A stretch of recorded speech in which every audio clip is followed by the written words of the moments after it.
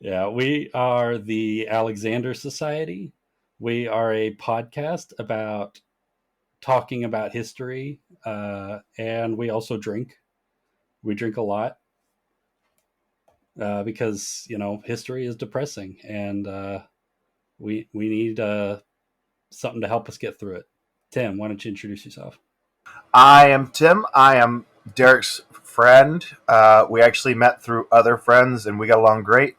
Every once in a while, we would drink together and Derek would bring up history and we'd start and have discussions about it. More like Derek gave us lectures, and that's where we came up with the idea of the podcast. Yeah, so I don't shut up when I get on the topic, and I keep having people tell me that I should start a podcast to talk about it.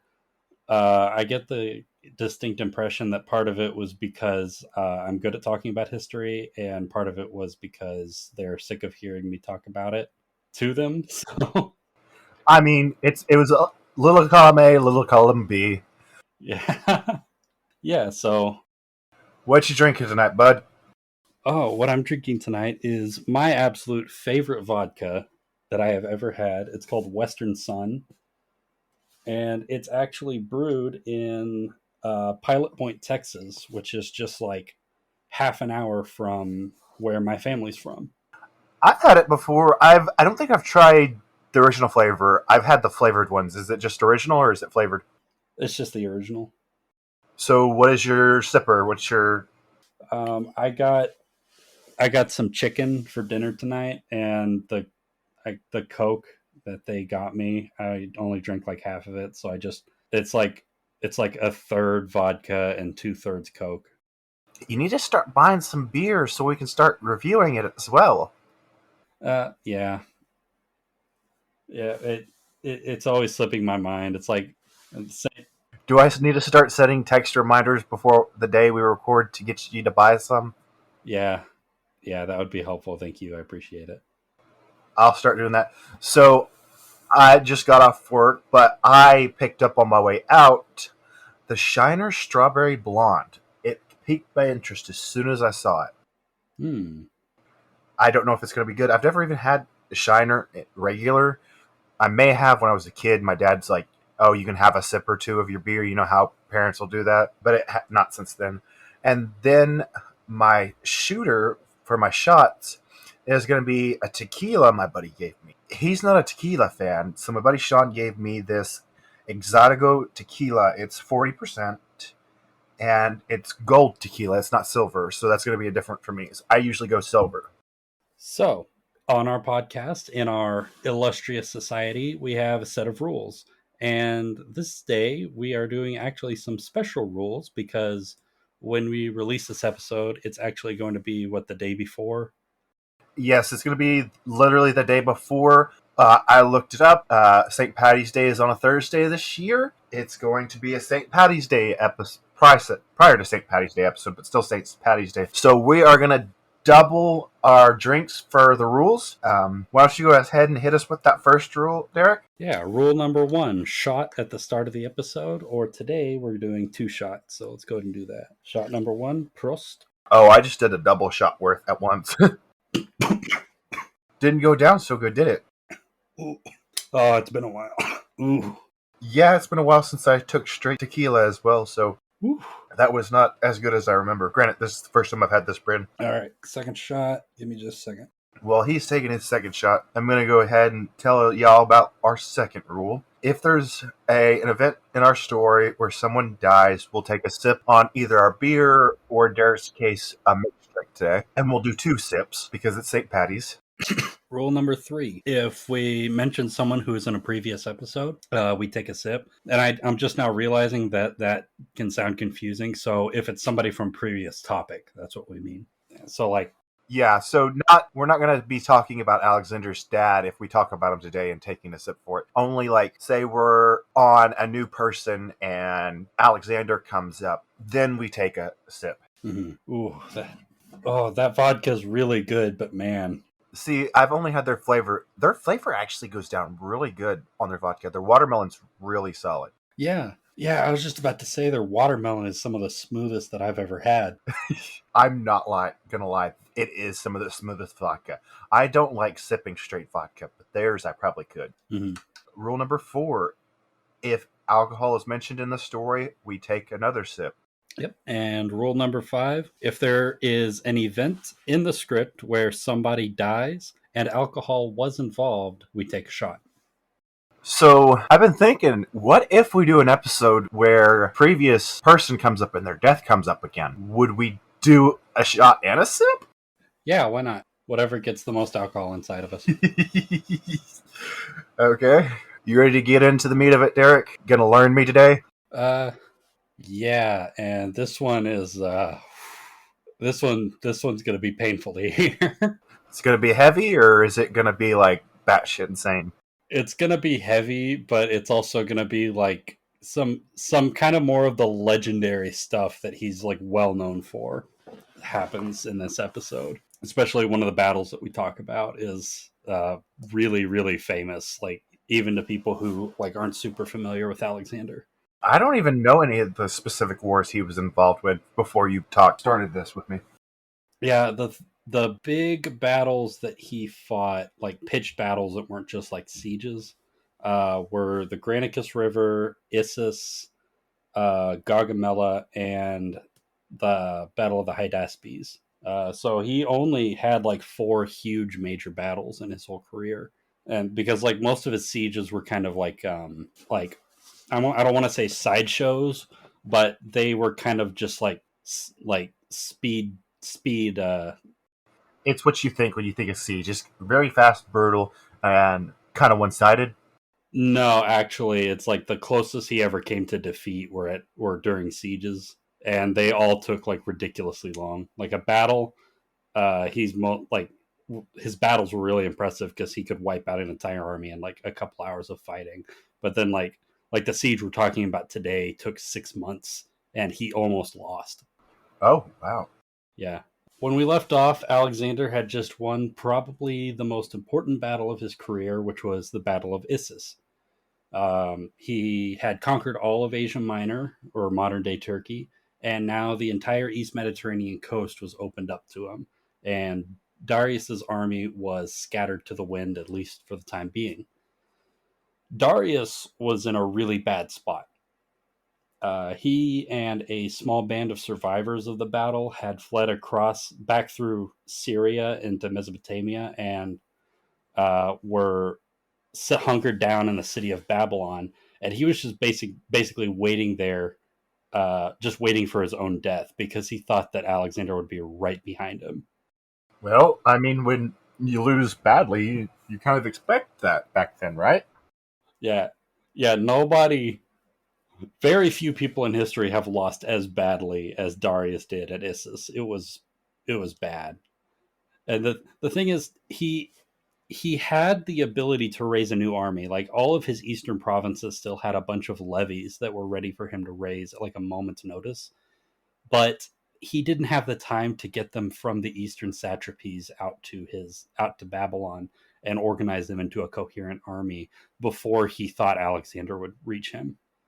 And actually, worse than that, he really didn't have a government anymore. Yeah, because most of his high ranking counselors and bureaucrats were all officers at Issus. And by that point, they were all rotting on the banks of the Issus River.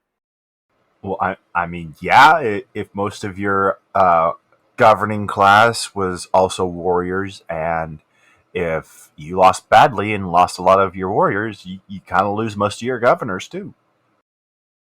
Yeah, like a lot of his satraps, like his regional governors, a lot of like his personal counselors, a lot of whom were either his close friends or people he was related to, just just dozens of them just wiped out in an afternoon.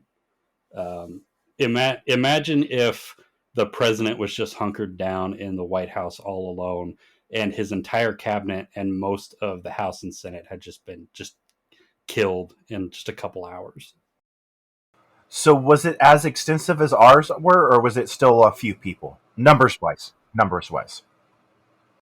It was um, as far as like bureaucrats go, like like major bureaucrats, it's probably more people, but but again, like bureaucrats are kind of like the middle managers. The really important ones he lost were like his like all of his like satraps, his governors, and his like his immediate ministers who like counseled him uh, on governing issues. So he didn't lose a lot of what would be the equivalent of his cabinet. He lost a lot of what people would be more like the Senate and the all that stuff. Oh no, he lost pretty much his entire cabinet. Oh shit! The way you worded that got me confused for a second. Yeah, no, he lost a lot of like his middle managers. He lost pretty much all of his like high ranking guys.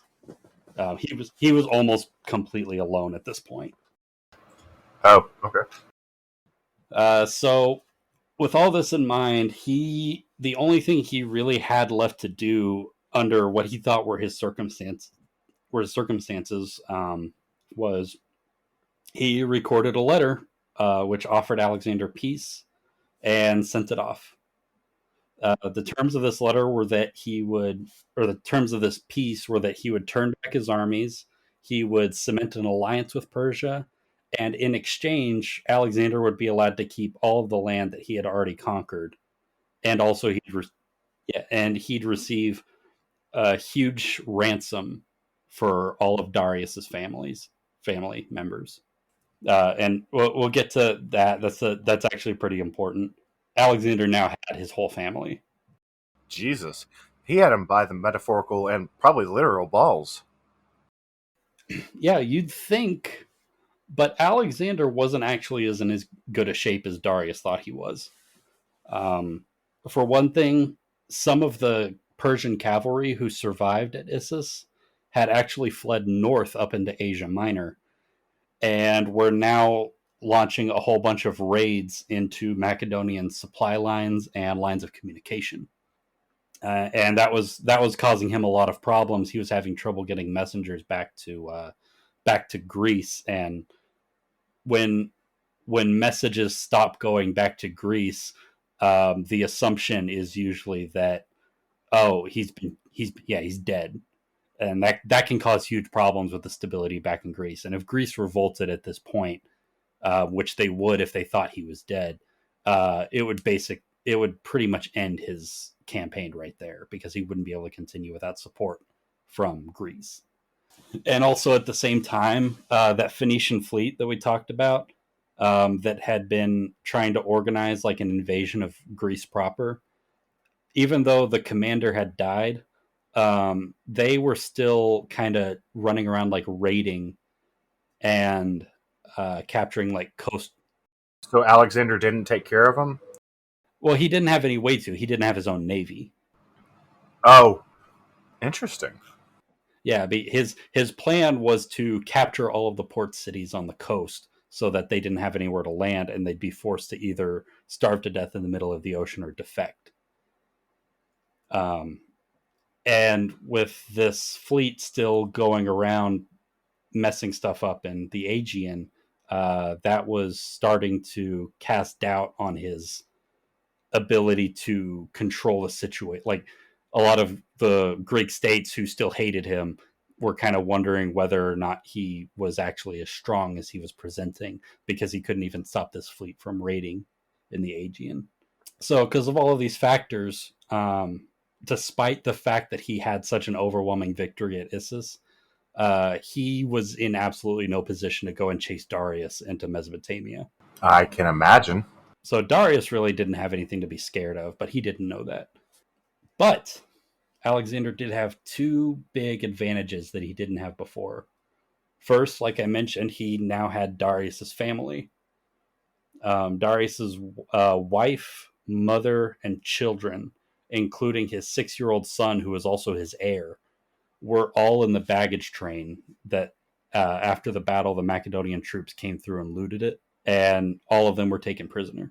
Yeah, I guess I was right. He had him by the balls. Yeah, it was both like emotional leverage against Darius, but it was also political.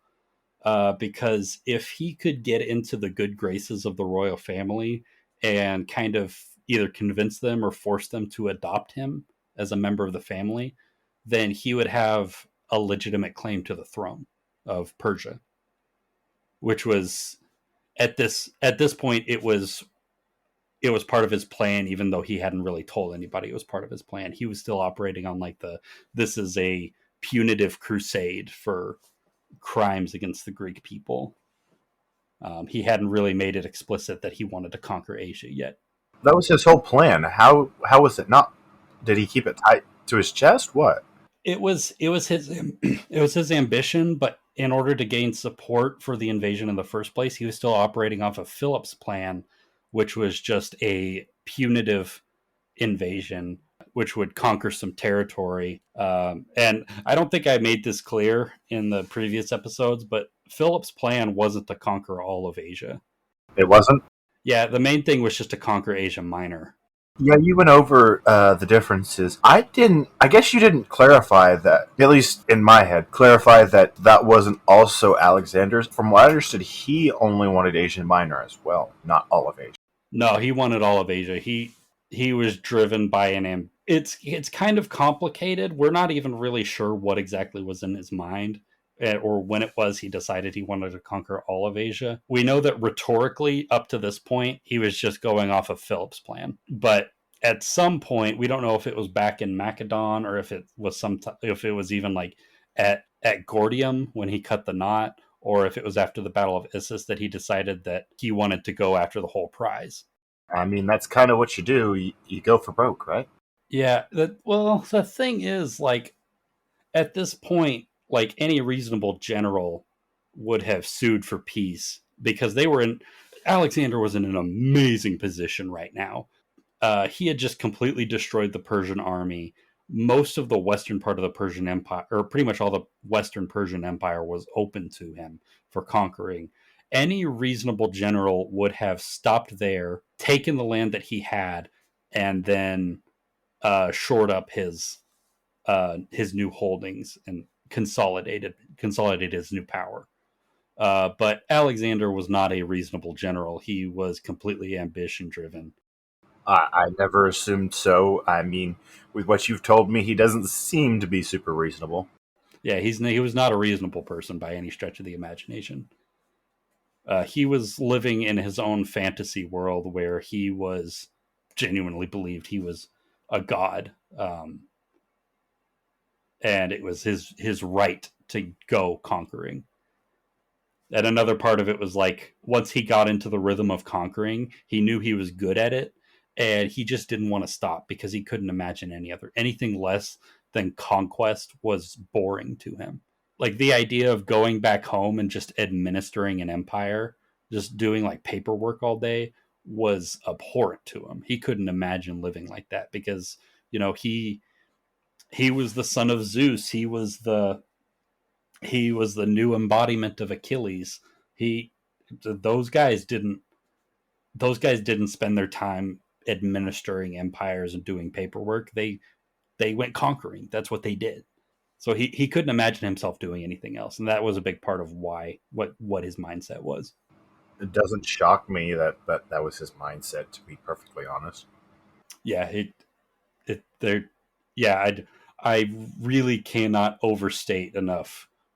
He was probably one of the most ambitious human beings to ever live. If he had it within his power, he would have conquered the entire planet before he gave up. Do you have any conjecture on why you think that led him to believe that he could do that? Even throughout history, as far as I'm aware, obviously I'm not super historical. I don't have like a super amount of history knowledge, but even people who believe that they're like God's gift to the earth aren't that, you know, self confident. I guess is the way to put it. That's really it. It was just self confidence. It. He never stopped because it never even occurred to him to stop. Like he was so convinced of his own ability that and his own right to do what it was he was doing, that the idea of if you told Alexander to stop conquering, it would be like asking him to stop breathing. Essentially, it was so intrinsic to it was so intrinsic to the way he saw himself. He saw himself as a divine conqueror. Jeez. Asking him to stop conquering would have been like asking him his heart to stop beating. It'd be like tearing off a limb. Okay, so probably pure conjecture on my part, but could he have been a sociopath? Um, I don't like going down those sorts of roads because it's, There's no way to tell. yeah, like for one thing, you can't make a like a psychological diagnosis off of histories and off of like secondhand Accounts? secondhand accounts. And for another thing, our idea of what sociopathy is very much dictated by how people fit in, like how people with conditions like that fit into our modern society. And the society that he lived in was so radically different that the idea of sociopathy would not, in my opinion, it wouldn't really have fit. Oh, that's fair. It's just there had to be something different for him to have been that self confident, in my opinion. He was abs Yeah, he was absolutely a extraordinarily self-centered person with no regard for other people's lives or well-being, but like like applying like an actual like medical term to it is, or a psychological term to it, is kind of getting beyond like what a historian is qualified to get into. Obviously, honestly, it'd be like well more than pure conjecture. I was just like, if you thought that was even a possibility, but yeah, we can't even really draw that conclusion. No, uh, it's a completely legitimate question because it gets into like what his relationship with other people looked like, which was very much informs the way that he saw himself in the world, which in turn informed like what it is that he did. So it's a completely legitimate question. Don't get me wrong. Besides getting the royal family, the most important win that he actually got at Issus was actually the baggage train itself. So when the Persian king went on campaign, it was tradition that he would, and this is kind of a tradition for a lot of, for just kings generally, but especially for the king of Persia. When the king of Persia went on campaign, he brought along a huge portion of his personal wealth with him. Like, like in the sense that he had like his wallet kind of personal wealth, or like he brings his possessions. Both. Like he would bring tons of gold and silver just in metal, like I guess you'd call it like bullion. Okay. And then he'd also have like refinements and luxuries. Like he'd had this luxurious tent, and he'd his servants would carry along an encrusted bathtub and things of that nature. You know, I've never really thought about that, but they would have to have brought bathtubs or like made one each time to be able to bathe if they did as much back then. Yeah, and the Persian king essentially traveled with his palace everywhere. Like his own tent, and all of his personal belongings were all refined in the same way that he would be living if he was still back in his palace. And this served two different purposes. The first thing was that he always had enough just like physical wealth so that he could pay his armies. And the second thing was wherever he went, everybody saw all of this splendor and opulence, and it served as a really good propaganda because some if he's passing his subjects in the empire just on the street and they catch a glimpse of him for just like 10 seconds, they see more wealth surrounding him than they will see in their entire lives. And that leaves Wouldn't have that caused like a issue of people potentially revolting? only if they have legitimate grievances. Like if they're starving and they see some rich asshole coming by, like yeah, it's going to cause some problems. But excluding something like that, if you see your, because think about it from their perspective, you only think about how we think of our president.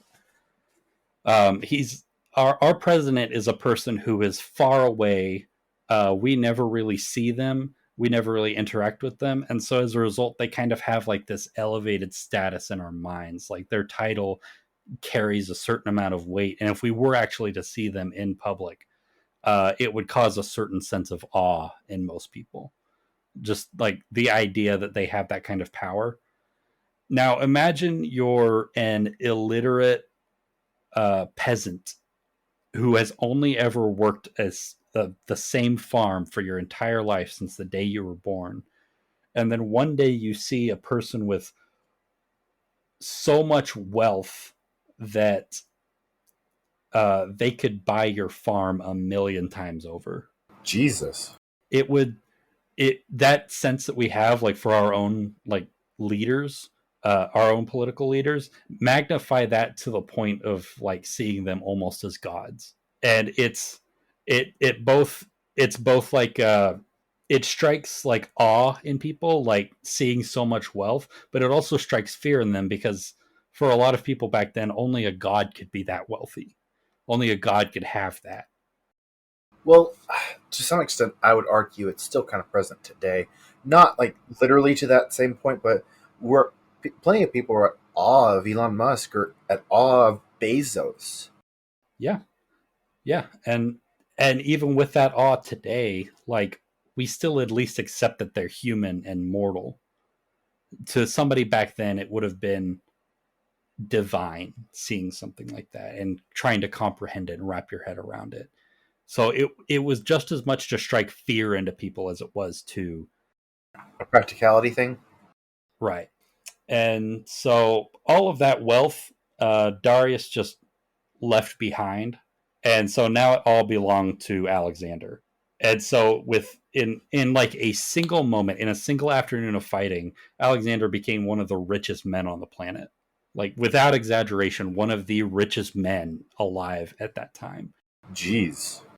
And that was really good for him because before this point, I can't like I I brought it up briefly in the first episode. The kings of Macedon were not good at finances. They were more focused on court intrigue and being generals, and finances were kind of a secondary thing. And so it was kind of the default that the kingdom of Macedon was always kind of on the verge of bankruptcy. I think you kind of brushed it, but you didn't really go into it. Yeah. Yeah, like Philip when he died, the expenses of keeping his army, his new professional army afloat, was at like he was on the verge of just being insolvent and not having any money to run his kingdom anymore. And that was the case for Alexander up to this point as well.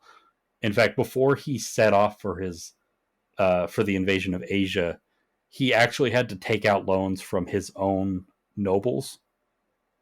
So the people under him, he forced them all to give him loans that he said he would pay back later.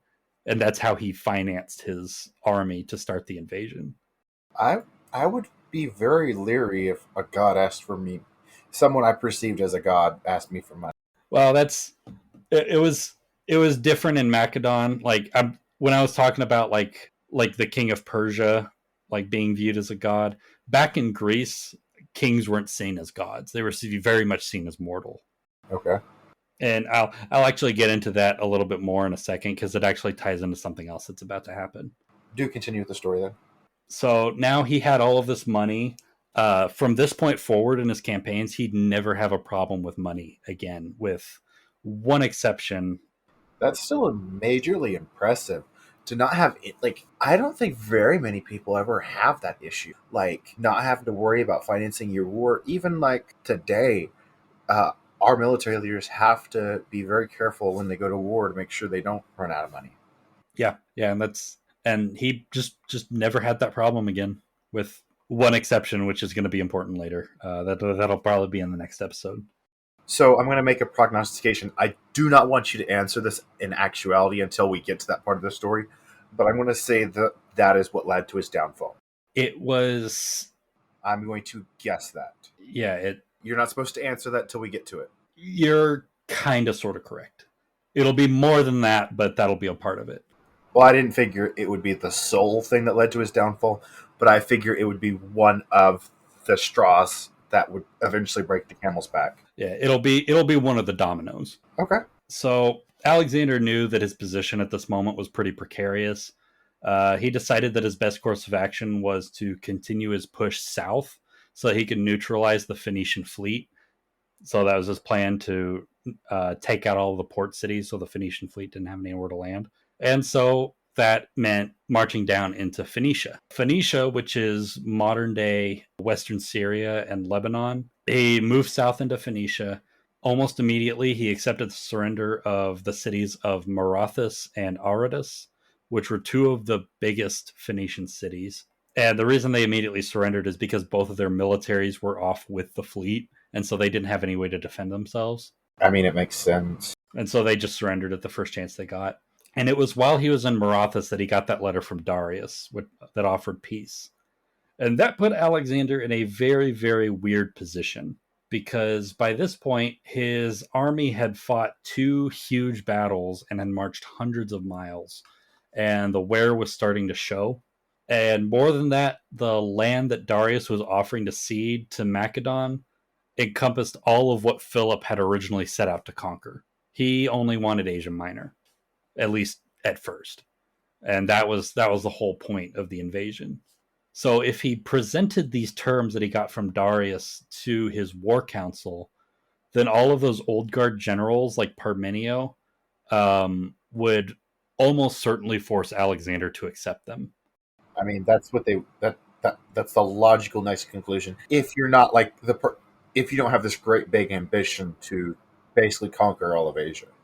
Yeah, and you know the other generals, they were ambitious. They weren't Alexander levels of ambitious.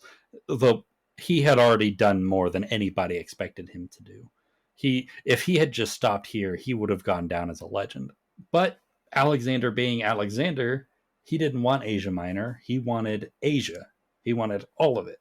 And so he did something really like okay, so he lied to his generals. As I would argue a lot of kings would if just want to conquer a certain area. Yeah.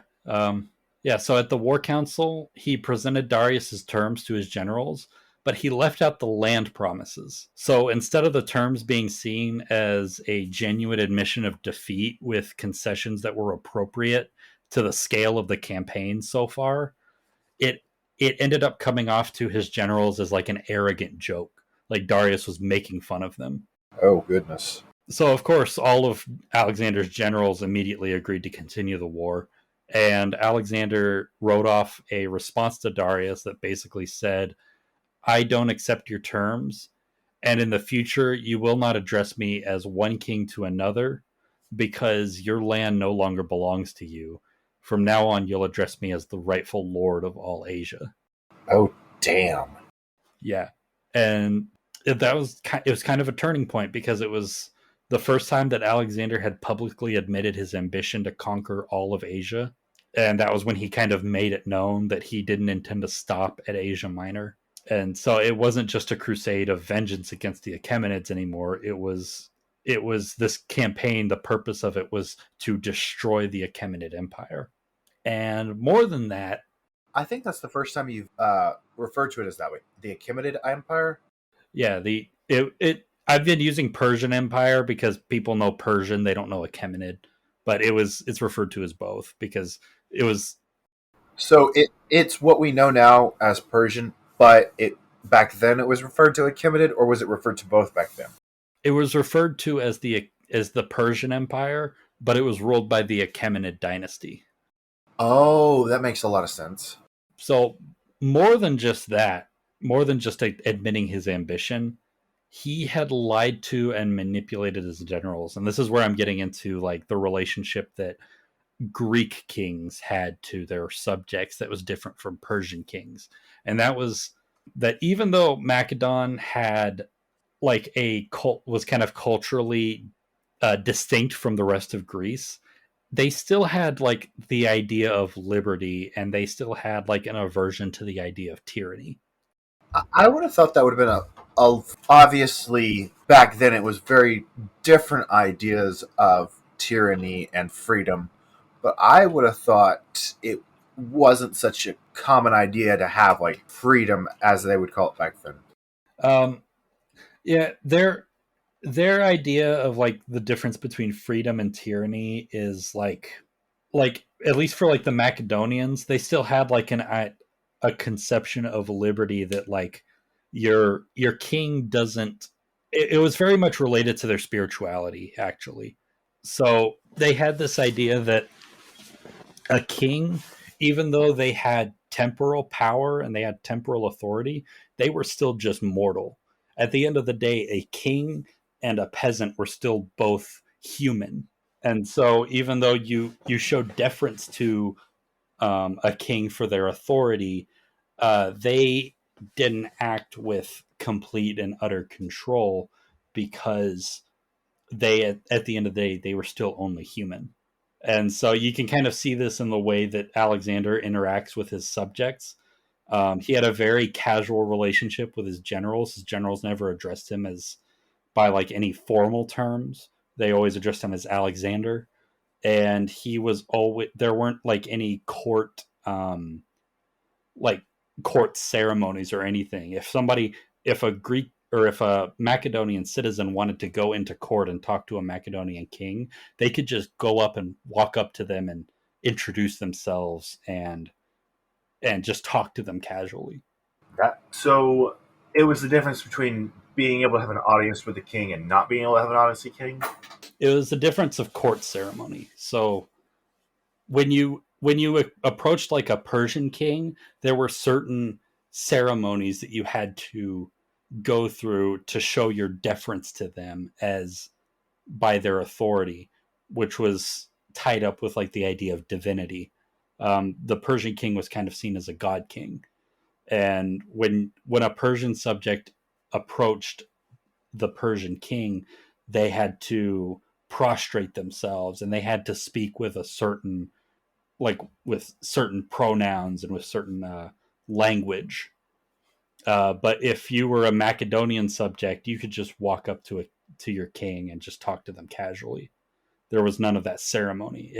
And the effect that that had was that um, it it it reminded people that their king was only mortal, that their political authority didn't extend to divinity, that only there was a clear separation of divinity from mortality, and kings could not be divine. Okay. And that was different from in Persia, where they saw royalty as inherently divine. Does that make sense? Yeah, it does. Okay. So, had his generals known that he had lied to them in order to get them to go along with his ambitions, it would have been seen as an act of tyranny, and it probably would have been grounds for removing Alexander from his throne. And as we continue with Alexander's story, you're going to see more of like this Eastern, like quote unquote Eastern despotism become a more central feature of Alexander's rule and would eventually be the main cause of his downfall.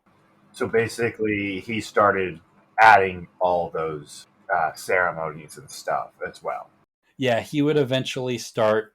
He would eventually just start acting Persian. He would start acting like a Persian king. He wanted to be the Persian king, and once he got to the point where he could call himself that, he would start acting like it and introducing some of those court ceremonies and start acting like a despot, which was so reprehensible and so uncivilized in the idea of his Greek contemporaries. So the Macedonian army continued on. The next two cities they captured were Byblos and Sidon, two more Phoenician cities, and they both surrendered without a fight. And then they arrived at probably the greatest challenge. Like when I say this, I'm not exaggerating. The greatest challenge that Alexander would ever face, and that was the city of Tyre. Tyre was one of the oldest and most powerful cities in Phoenicia. It was the mother country to the North African merchant colonies that would eventually become the Empire of Carthage, which at this point Carthage was actually starting to become its own an independent like superpower in its own right. Interesting.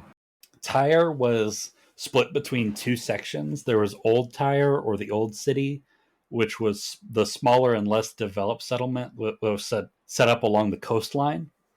And then there was New Tyre, or the New City, where the bulk of the population lived, on a fortress island, which is about half a mile off the coast, and it was surrounded on all sides by these tall defensive walls that were only broken in two spots by large ports on the northeast and the southeast sides of the island.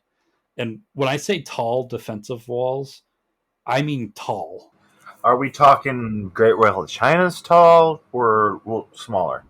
I think these walls were actually taller than the Great Wall. Jeez. Why isn't that more talked about then? Is it just because it didn't last as long, or? Because back, well, for one reason, it was just around one single city, whereas the Great Wall spanned like hundreds of miles. But even then, I would assume that it would have taught at least be a little bit known because it's a engineering feat. We still talk about the Well, I think a lot of people don't realize that walls, like city walls that were that tall, they weren't common, but they weren't rare either. It was a lot of people really underestimate like the engineering capabilities of people back then. So these walls in Tyre, at their highest point, were about 150 feet tall, and that was actually like for some of the other like great cities in the ancient world, places like Akkad and Babylon and Persepolis, they all had like comparable walls. okay. So it was a it was a rare thing. It had to be a very wealthy city to be able to afford walls like that. But there were a lot of cities that had walls like that, and the knowledge to be able to build those types of walls was actually pretty well known. I would have never guessed. Yeah, we don't give ancient people the credit they deserve a lot of the time. So when Alexander arrived, the Tyrian king, he set out some diplomats to offer not subjugation to Alexander, but an alliance, and they refused to grant him any concessions or tribute or allow him to put a governor in place in the city. And that was because Tyre secretly didn't actually have any intentions of joining Alexander. They were fully aware that they were the very last port that the Phoenician fleet could land at. There was nowhere else that they could go. And they were also confident that if Alexander wanted to force their subjugation that he wouldn't be able to, because this city was so unconquerable. I mean, you're not only is it settled on an island half a mile off the coast, but it has some of the largest walls in the region. It's any normal like rational human being would have looked at that and said, "Yeah, that's never going to happen. I'm never going to pull that off." At least not without a navy, which Alexander didn't have. But not Alexander. When Alexander heard this, he actually tried to trick them by requesting that he be allowed to make a sacrifice at a temple in the city called the Temple of Melkart. And I'll explain this. Melkart was a mythical demigod figure from Phoenician legend who the Greeks often associated with Hercules. So, in some respects, they saw them as like two figures that accomplished similar things, and then some Greeks even saw them as like the same person, just in two different cultures. So he was, if everything's to believe, he was asking to make a sacrifice at his ancestors' memorial, basically. Yeah, yeah, basically is what he was trying to do. But the thing is, what was different from Eastern religions that was different from Greece is that so at the time in the city of Tyre, it was actually at that time the festival of Melkart.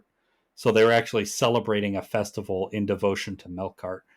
And in Eastern tradition, it was understood that during a god's festival, only a king could make sacrifices to the god. Nobody else was allowed to. And so, if they allowed Alexander to come into the city and make a sacrifice to Melkart during the ceremony or during the festival of Melkart, then they would be acknowledging that Alexander was their king. So it was only their king, not a king.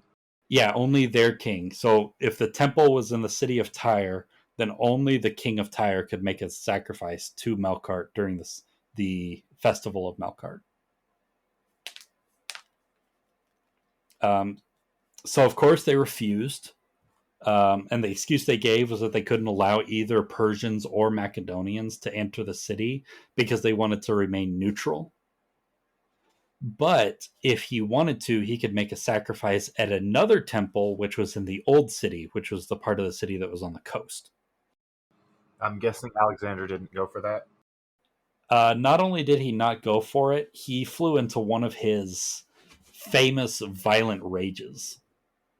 He was so, it's made him so mad that he essentially did the ancient version of like cussing them out, like telling them they're all a bunch of bastards and he's going to kill them, like that kind of stuff. And of course they left. And that's when he decided that he was going to go ahead and take the city by force. Keep in mind, he did not have a hope in hell of conquering an island fortress without a navy. There's no way. And he, even as irrational as he was, he understood that. So the first thing he tried was one of his rare moments of diplomatic practicality. He decided he'd give diplomacy one last try, and he sent an envoy to the city, offering them one last chance to surrender peacefully. But the Tyrians would become the only people in history to outdo Alexander himself in just sheer self-confidence. Damn.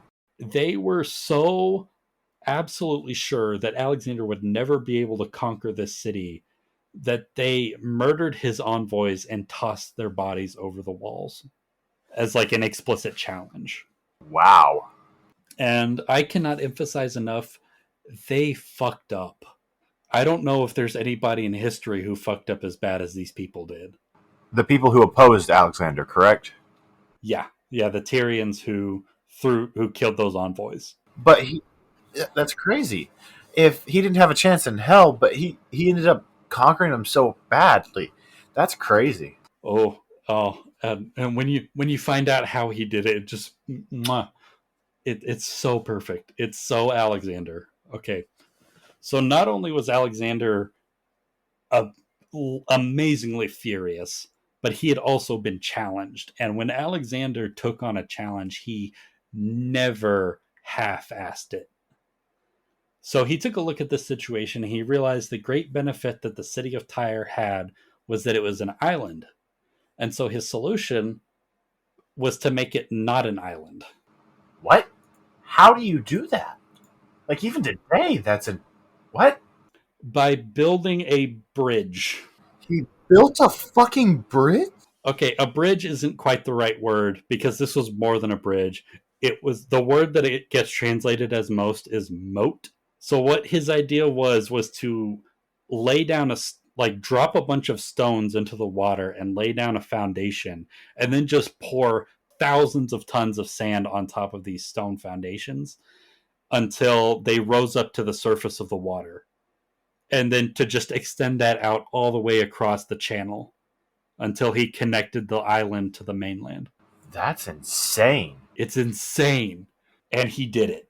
And I'll get into how that happened. So, the first thing he did was he pressed tens of thousands of local people into service as laborers. He essentially enslaved the entire population for miles around, tens of thousands of people.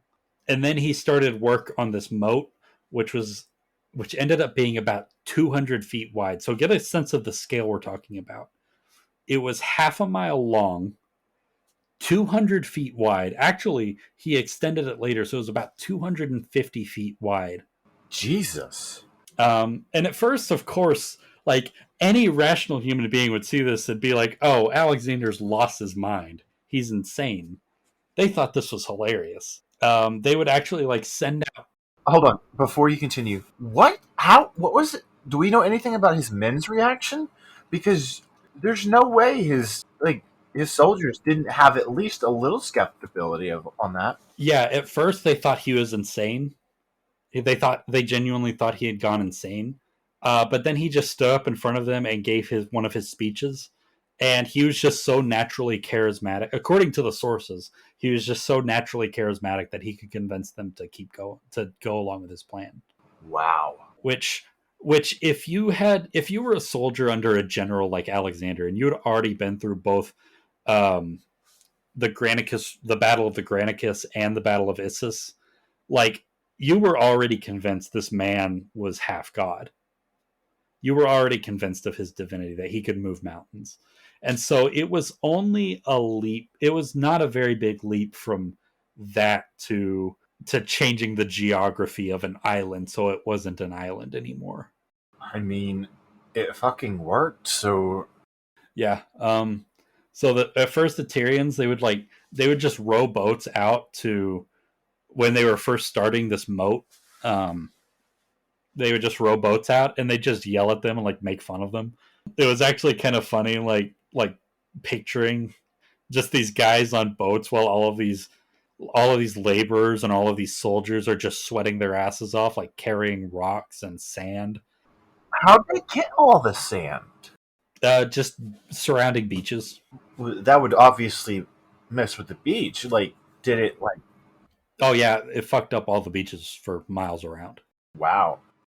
Yeah, but then after a while, within 2 weeks they had already extended this moat out like several hundred feet, and so the Tyrians started realizing, oh, if he keeps up this pace, he might actually do this.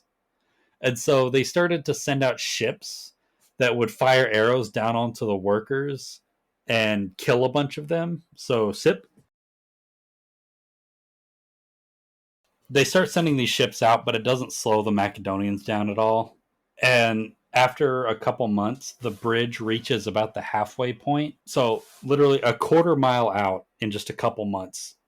Think about the scale of that. Jesus, did he lose any men from this, or did they just have really good shifts? Oh, they just had a shit ton of people working on it, and his engineers were really good at delegating shifts. They're really good organizers and all that kind of stuff. All of the deaths, pretty much all the deaths that happened during the construction of the moat happened because of attacks from the city. And so when this moat reached about the halfway point, the Tyrians launched this absolutely massive attack where it's insane. They took two ships and stuffed them full of all of the flammable stuff they had on hand, and then set them on fire and sailed them right into the end of the moat. And by this point, Alexander had built like a couple like arrow towers, so that he could have skirmishers like shoot arrows down onto ships that came and tried to shoot on his men. And both of these towers immediately went up in flames.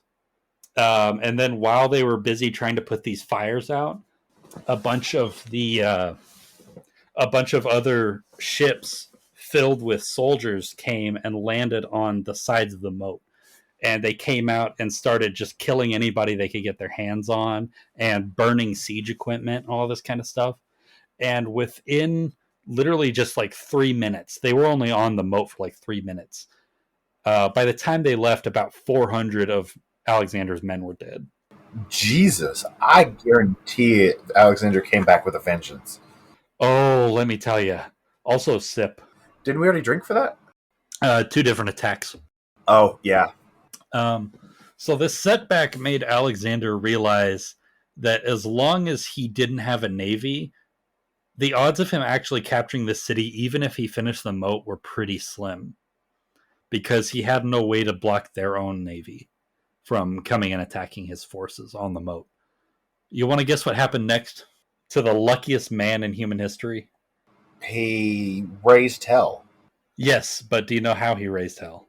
With Alexander, I can't even predict, to be perfectly honest. He got a navy. What? Yep, he got a navy just overnight. Just how? Because all those cities that he accepted the surrender of before, so like Byblos and Marathus and Sidon, when their fleets that were off in the Aegean when they finally got word that their cities had surrendered to Alexander, they all defected to Alexander. Okay. Because they realized that they'd rather go with the winning side than give up their than risk messing with Alexander. And so, literally overnight, also at the same time, the king of Cyprus, which is that island just south of Anatolia, the king of Cyprus decided, yeah, I'm going to go ahead and go with the winning side on this one, and he sent his navy down to help too. And so, overnight, Alexander had a navy of 103 ships that were all some of the best trained and most powerful ships in the entire Mediterranean.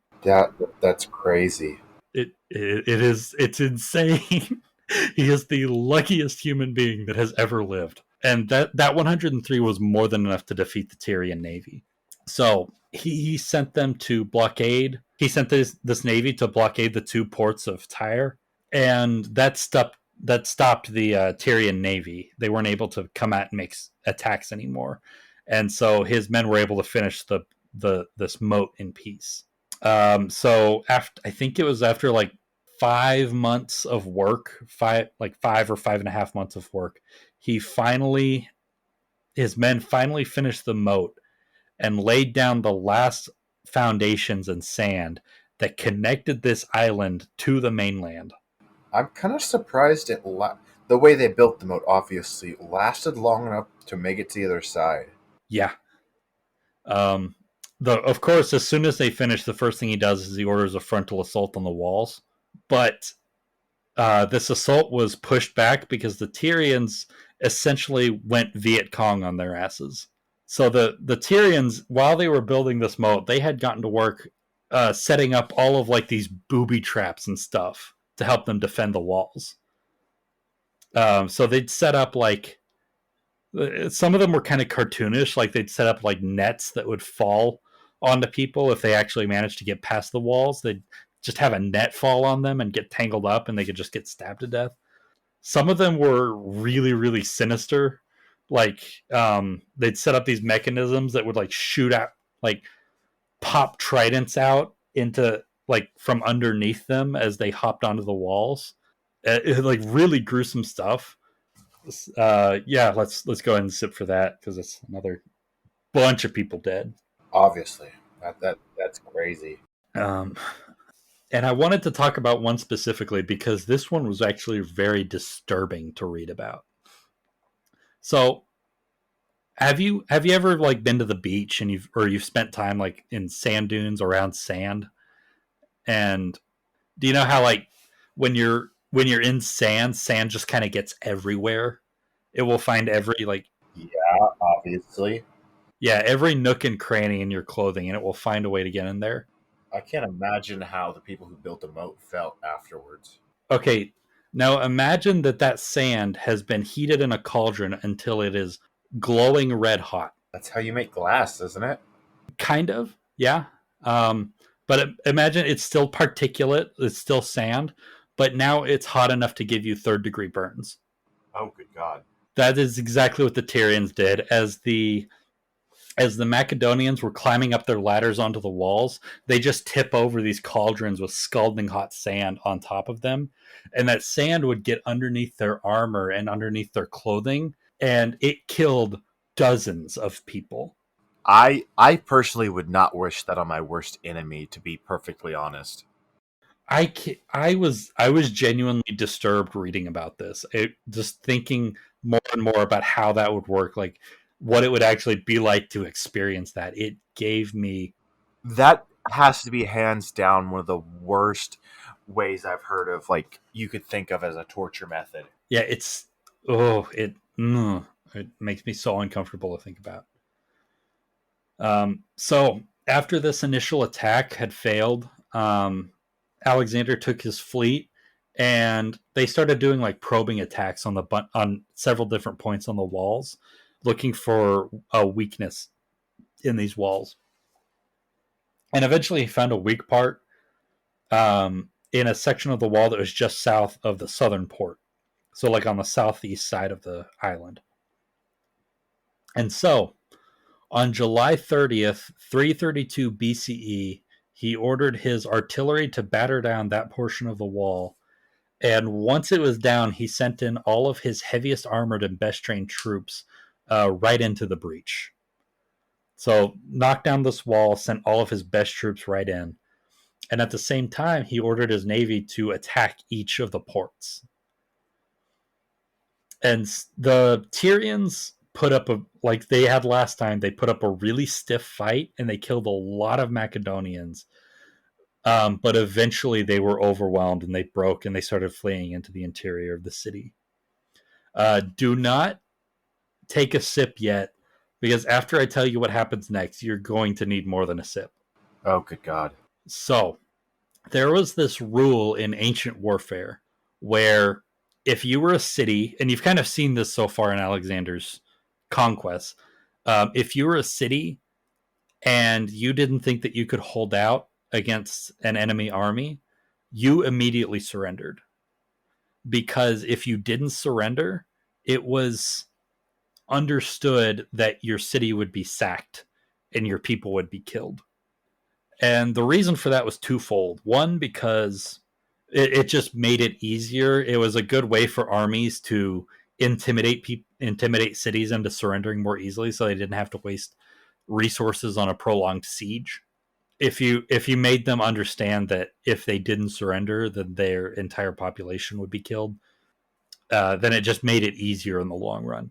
The second reason was if you did end up having to besiege an army, by the end of the siege, all of your soldiers would be delirious from all of the hardships that go along with besieging a city. Because when an army besieges a city, there's disease, there's shortages of resources, there's the constant threat of death from so many different factors. Now, think about that, the conditions that an army lives in under siege. Now imagine adding to that having to spend 6 months building a land bridge across a half mile of water while being constantly attacked by ships that you couldn't respond to. That that's just insane. Yeah, so when the Macedonians finally breached the walls and were in the city, there was nothing that anybody could ever have dreamed or hoped of doing that would have stopped them from unleashing just biblical levels of violence against this city. And Alexander was not exactly in a forgiving mood, because he was a guy who held grudges, and he had no intention of showing this city any mercy after what they did. But even if he had wanted to, he had no way of controlling his troops once they were in that city. All he could do was order his men that anybody who sought refuge in the Temple of Melkart would be spared. Anybody else was free game. During the sacking of this city, 7,000 people, both soldiers and civilians, were killed.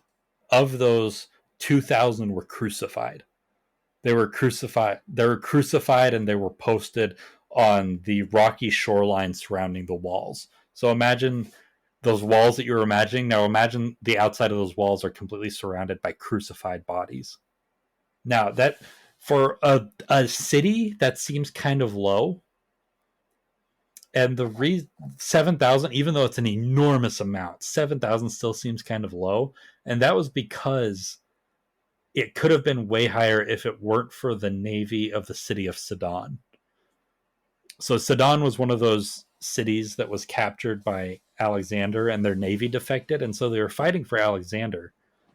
But when the sacking began, the people of Sidon, who were also fellow Phoenicians with the people of Tyre, were horrified, and they took pity on the people of the city, and they managed to stuff 15,000 people on board their ships and get them ferried out of the city to safety.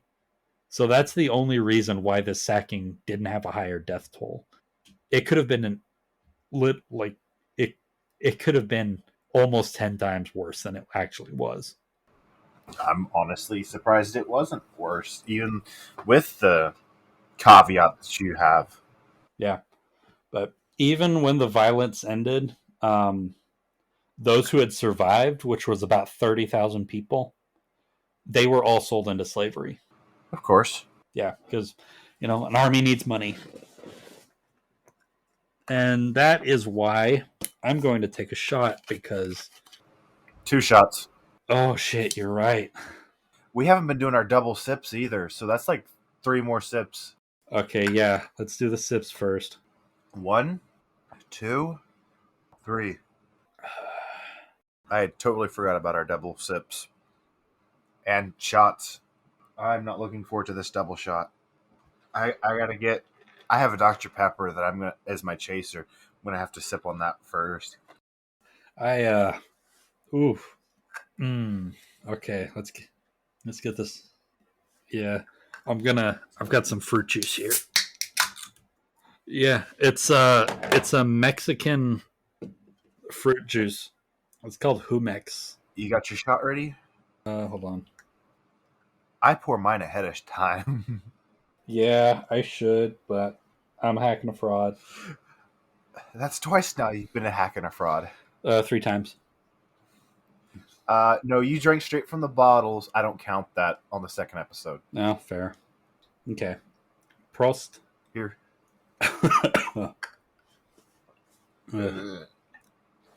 Oh man, I've got one shot left of this Western Sun. Oof. Okay. Second shot. That's all I had left. Okay. Did you not prepare? No. I've got another bottle of vodka. Okay. It's cheapo Burnett's. Ooh. No, bad idea. College memories. Bad college memories. Yeah. I wanted to mention this because it's actually really interesting. So the city of Tyre actually still exists. It's still a settled place to this day. But over the following 2,000 years that moat that Alexander's army built, it stayed where it was. Like they didn't tear it down or anything; they just left it where it was. And as time passed, the wind and the waves and just the process of time, it packed more and more sediment onto it until that island, the new city, just literally was not an island anymore. Dang. If you look at pictures of the city today, you'll see it's not. It's just a peninsula. It's fully connected to the mainland by just a full section of sand. That's crazy. Uh, and just wrap your head around that. Alexander permanently and forever changed the geography of an entire city just so he could settle a grudge. That it didn't wash away? Jesus. It not only did it not wash away, it grew. What? It grew. It look if you can look up a picture of the city of Tyre today. How is it spelled? Tyre. Okay, looking it up. And you can even look at it on like Google Maps, and it's not even an island. It's just like a pimple on the coastline. It's in Lebanon now. Whoa. That doesn't even look like it's an island. It's not. It's literally not an island anymore. What the fuck? That was weird. I feel like all conjecture is not. I'm not a geologist or anything. That eventually it may have become part of the mainland anyway. No, it was. Well, the way how big it looks on Google Maps, obviously, not that kind of person. That it doesn't even look like it was a island any at one point. That grew way too much just to be a part of growing from Alexander's work.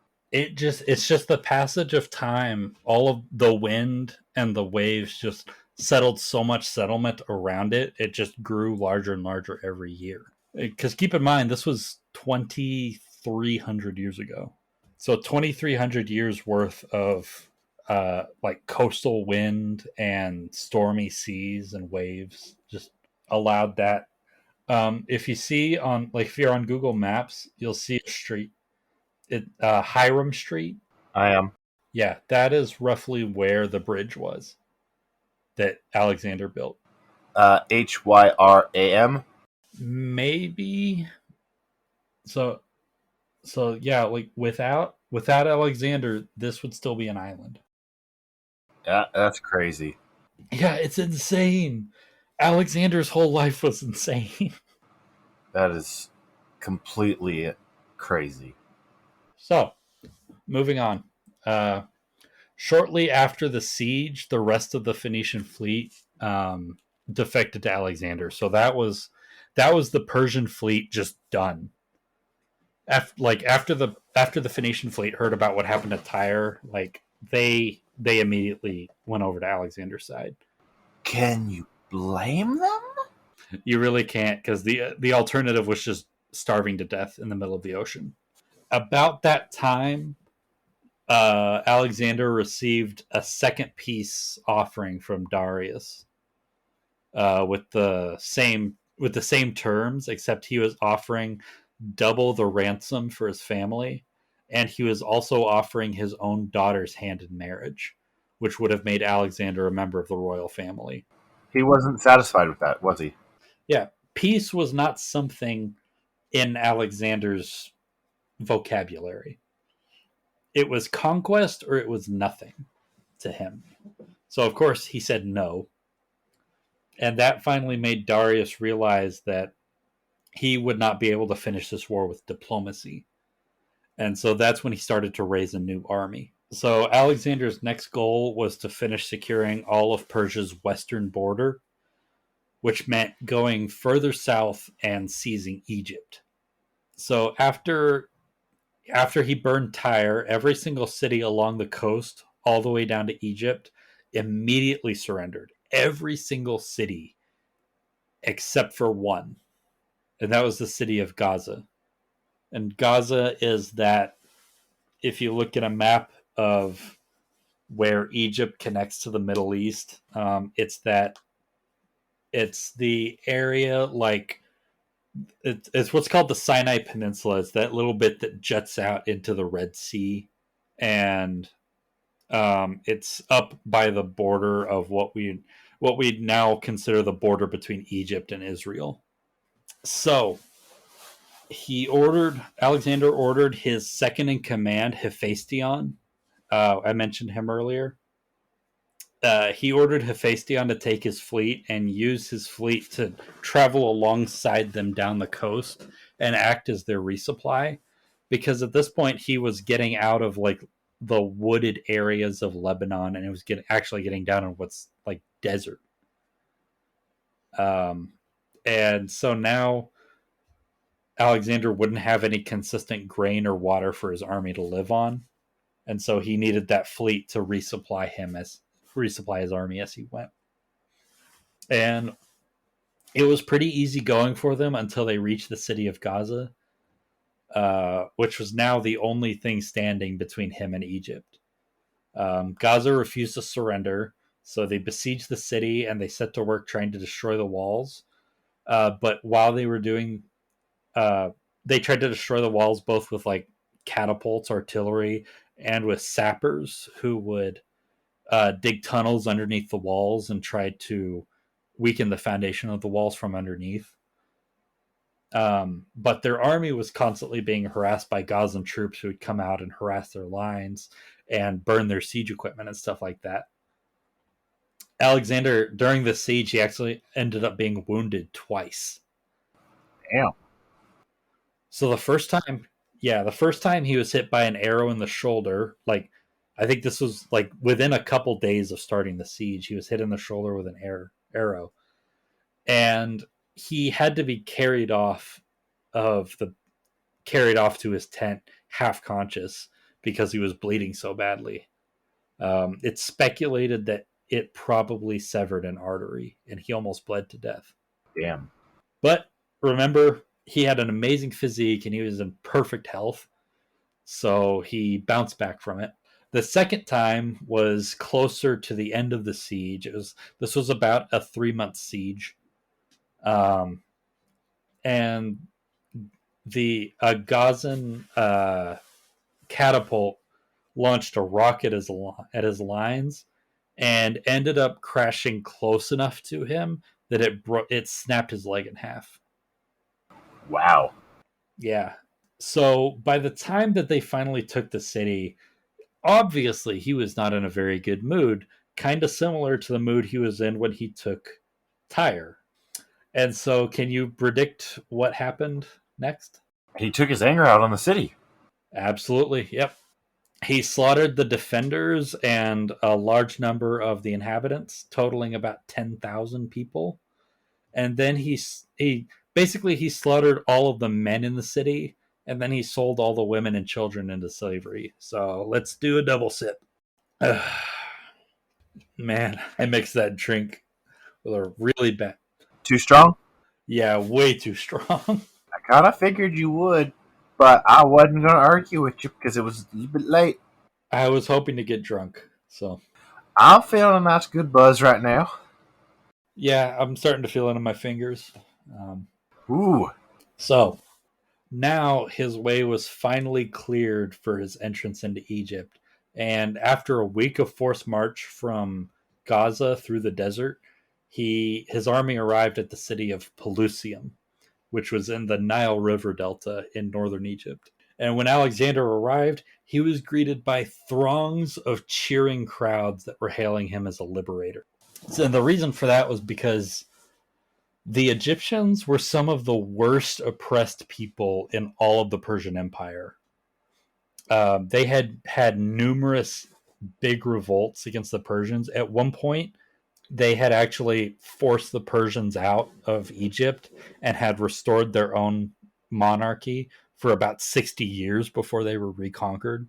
And the reason why they were so heavily oppressed was because Egypt had this really unique political system where their priesthood class was held almost autocratic power, second only to the pharaoh himself. And the Persian kings always saw the power of that priesthood as a threat to their own power. And so they were constantly trying to restrict the power of those priests by attacking the religion of the Egyptians directly, which always caused problems. It caused so many uprisings that the Persians never really had full control over Egypt. They had technical control, but they could never effectively enforce their own laws, because anytime they tried to, they would end up burning down a temple or something, and every Egyptian would immediately start revolting. And so when Alexander came through, having defeated the Persians numerous times in battle, he was seen as like their liberator. Like, Egypt was finally going to be free from Persian rule once he arrived. And now we're getting to like the big moment in Alexander's life. This is one of the most, if not the most important moments in his life, was the 6 months that he spent in Egypt.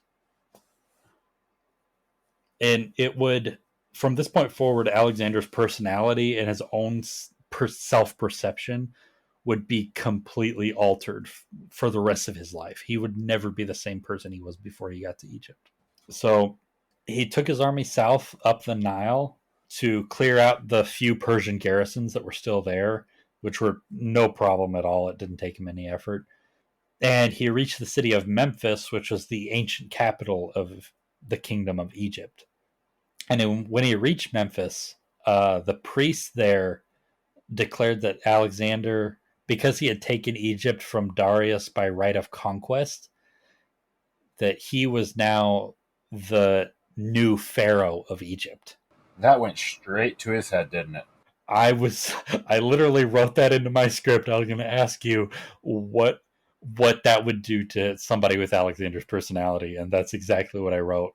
Oh, it would do more than just go straight to its head. That would have confirmed everything he believed about himself. That would have been so much confirmation. That would have had to been like, if he had any doubts at that time, which from what I understand about Alexander, he probably didn't. He was not a doubtful man, no. He he would have been like, well, of course I knew I was right. I had to have been right. There's no way I wasn't right. Yeah. And it was especially potent because in Egypt, they had the tradition that they didn't have in Greece, where they explicitly said that the pharaoh of Egypt, the king of Egypt, was a living god. And so when they crowned him the pharaoh of Egypt, they explicitly addressed him as the son of Ra and a living god unto himself. And that happened on November 14th, 332 BCE. He was 24 years old. Could you imagine that you were in the military? You were like you worked your way up through the ranks at a young age, but you were fairly high ranked, and you lead a military campaign, and then you're told, and you help free liberate an area. I know this isn't a 1-to-1, obviously, and they tell you you were meant for this. This is your you were on your path to your calling. This is your destiny. Yeah, it for even just the most humble of people, if they were thrust into this position, it would immediately go to their heads and they would start seeing themselves as above everybody else. Alexander had seen himself as above everybody else from the day he was born. So, yeah, so of course, immediately started going to his head. The first thing he did after his coronation was he headed back north to the river Delta so that he could survey a bunch of local cities so that he could establish a trade center for his new empire. Egypt was probably the richest area in the Mediterranean, just hands down. And the reason for that was because it had some of the most fertile farmland in all of the known world, and it had a central position connecting the East and Europe in the spice trade. So all of the spices that came west from places like India went through Egypt on its way to Europe. And so Egypt was pretty much hands down the richest area in the entire Mediterranean. And Alexander wanted to capitalize on that and make Egypt a financial center for his new empire. He surveyed some of the cities around the western side of the delta, but he didn't find any that quite fit what he wanted. And so he did a little bit more searching, and he actually found a spot where he could found a new city. It was an area that was nestled between the coast and a lake called Lake Mariotis, and it was set on like a flat plain, rested up on some like limestone hill, like limestone beds. So it had a firm foundation. It was cleared, flat area, settled on the river. It was really perfect for a city. And so that's where he founded a new city. And that city would be he named that city after himself. He called it Alexandria. Of course he did. That because that's what you do. I'm a big deal. I gotta have a city named after me. Yeah. This would actually be the first of about 40 cities he named after himself. That does and doesn't shock me. That it's. I'm not surprised he named more than one, but I'm surprised it was 40. Yeah, he most of the cities didn't survive very long. Most of them were kind of acted as like military outposts, and then within a couple centuries they were gone. A few of them are still exist. Like there's one city in Uzbekistan. It's called, I forgot what its current name is. It used to, under the Soviet Union, it was called Leninabad, but it was originally founded by Alexander. So that there's a few cities that he founded that still exist. Not none of them carry his name though. Even all of them are named. So none of the cities he named after himself are actually still named after him today? Yeah, except for Alexandria. Okay, I was confused at that part, but that makes more sense. So Alexandria would go on to become one of the most important cities, not just in the ancient world, but in the world, period. It would become the capital of the Ptolemaic dynasty, which would rule Egypt after Alexander's death.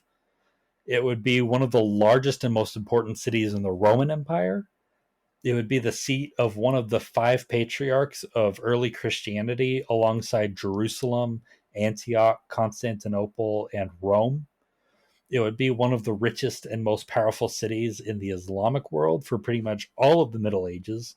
And even today, it is still it's the third largest city in Egypt, and it's one of the most important economic centers for both the continents of Africa and the Middle East. So even today, it is still one of the most important cities in the region. I mean, I'm not even surprised. Yeah, and one of the most famous cities in the world. This was the moment where he founded it.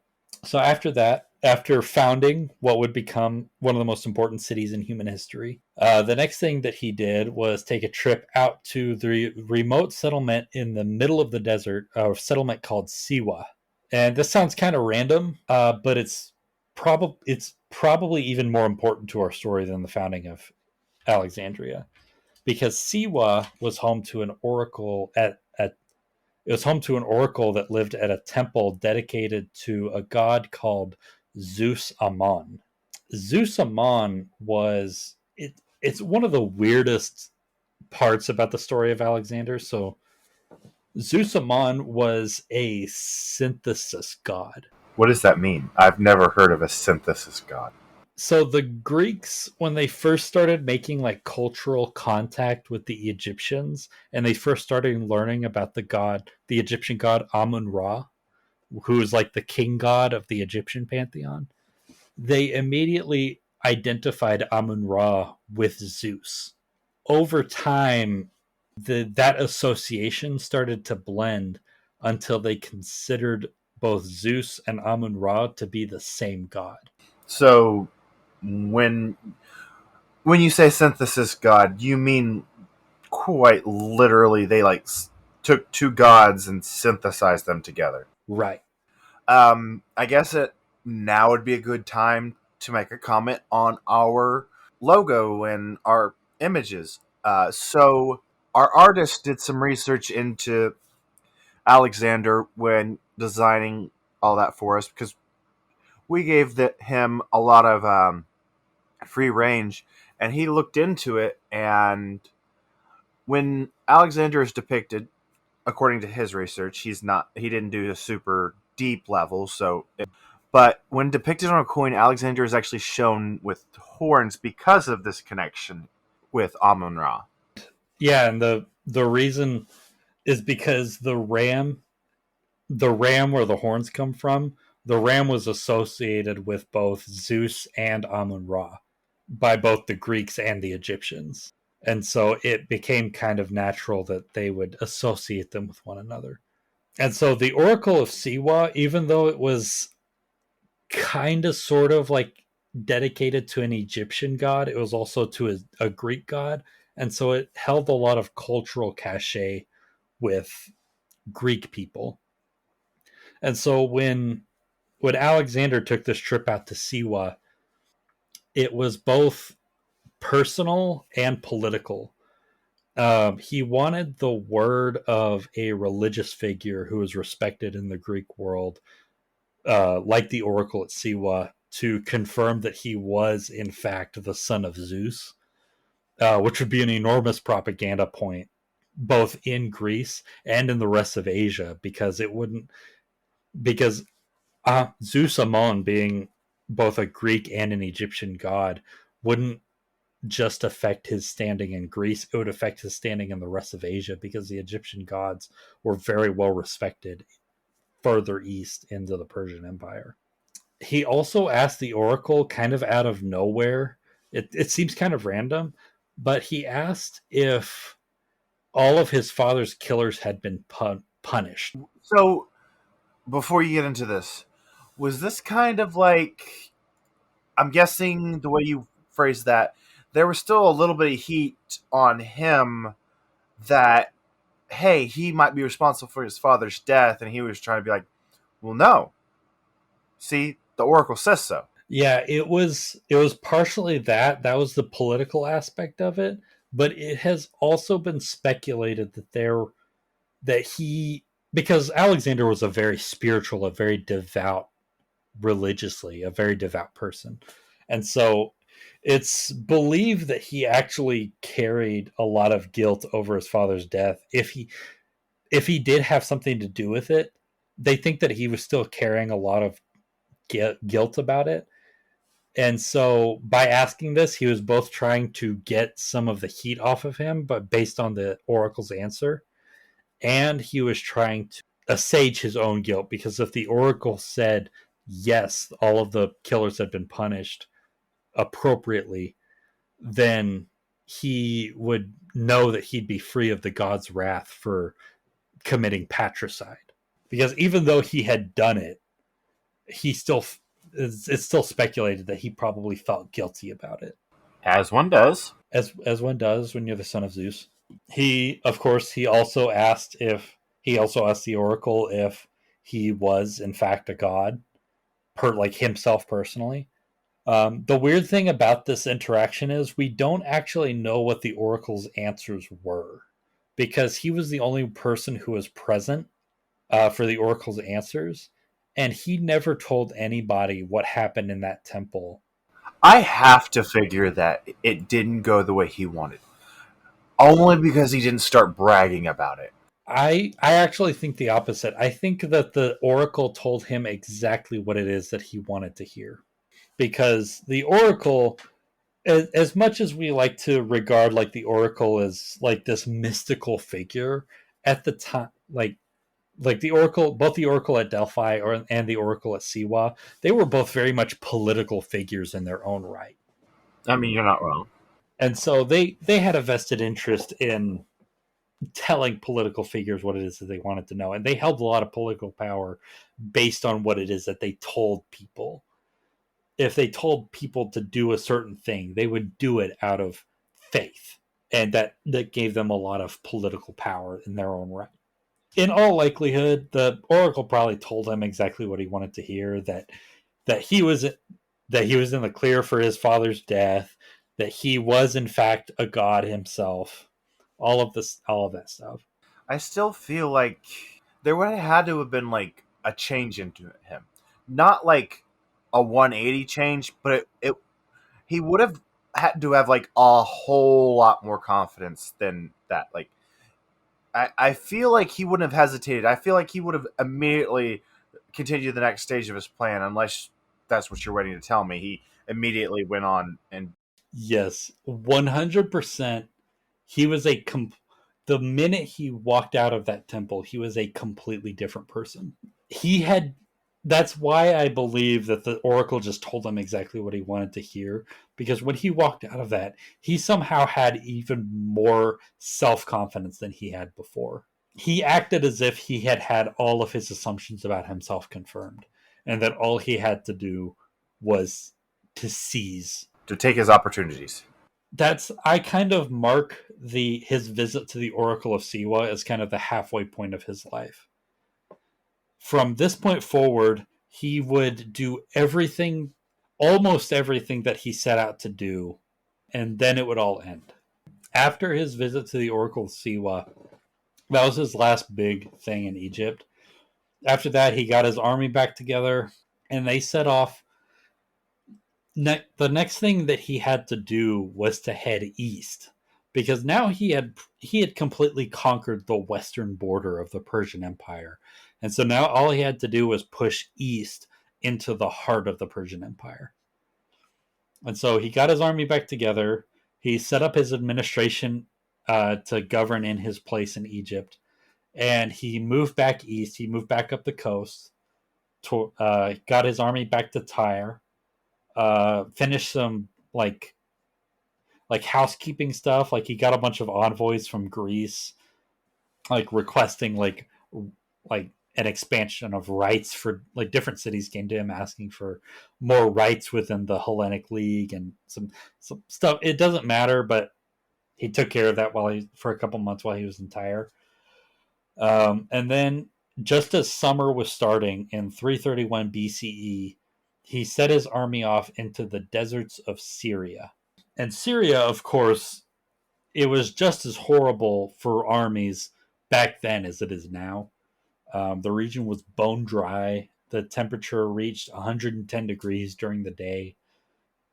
They marched for a couple weeks, and they reached the Euphrates River, which is now in modern day Iraq, about July 10th.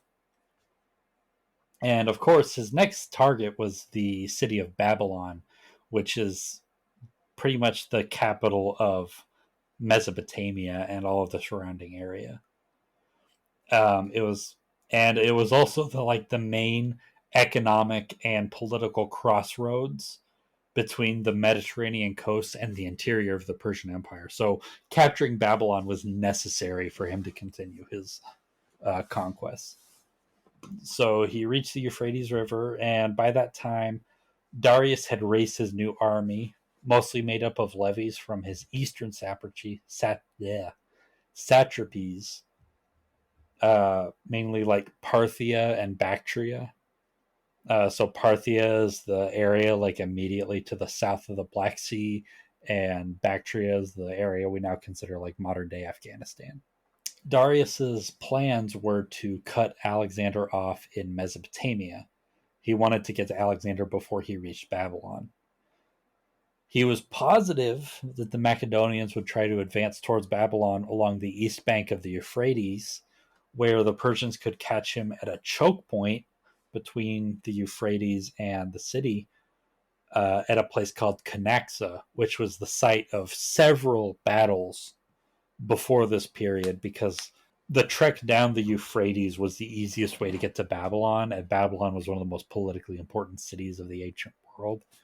And so several armies had tried to take that route and had been cut off at Canaxa and defeated, including actually a Persian army, like 3 generations before Darius.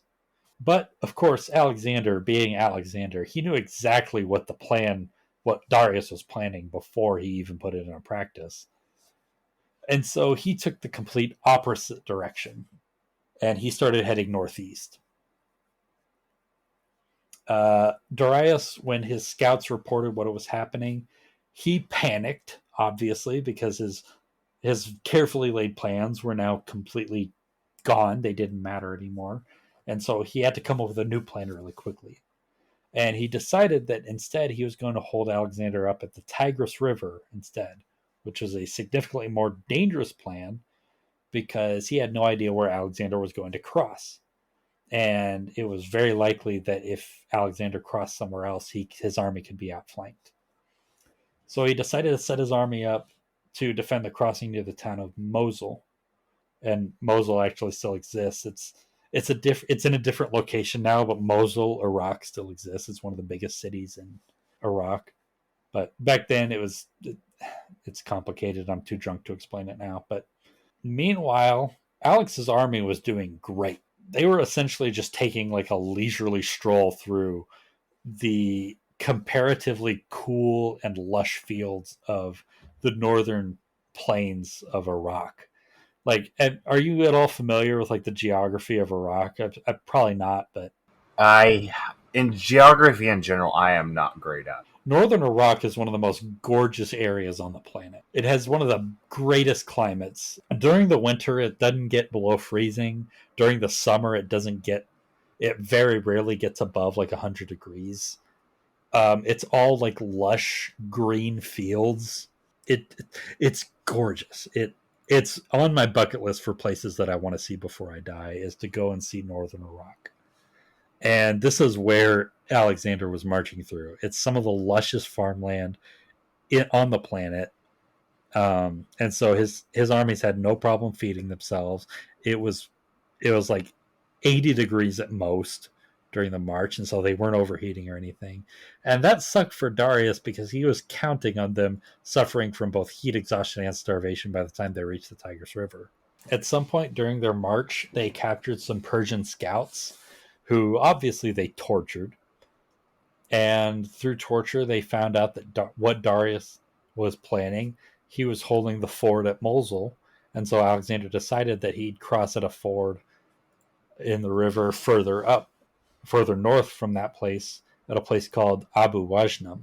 It's actually kind of funny. A lot of the ancient sources say that his trek through northern Mesopotamia was like the most difficult part of his campaign. There's like some of the sources say that his army suffered severe casualties from there's like torrential downpours that would cause flooding that came up to men's like chests, and his entire army would have to lock arms to keep each other from like flowing away in the tide. Holy crap.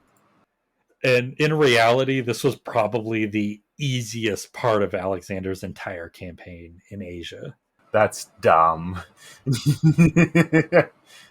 Yeah, there's even one source written by, I can't remember, it was a Roman historian, I can't remember which one it was, that actually said that during this trek through northern Mesopotamia, he crossed through an area that was like a place of complete darkness, where it was like completely pitch black.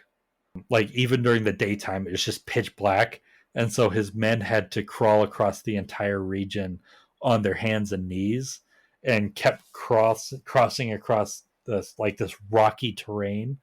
And as they went, his men would just pick up rocks and put them into their bags for no reason. I have no idea why they would do that if it's pitch dark. It's just rocks. But then when they made it to the other side and they saw the light of day again, they looked into their packs and all those rocks they were picking up were like precious jewels and gems and stuff. I've never heard of anything even close to that. A really like one of those really silly like exaggerations of like historical sources from the ancient world. But anyways, so they get past like basically the Garden of Eden. They get through marching through the Garden of Eden, and they reach the Tigris River on September 18th of 331.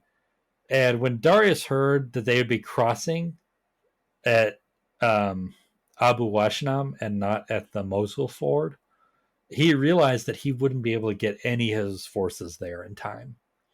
And so he had to change his plans once again.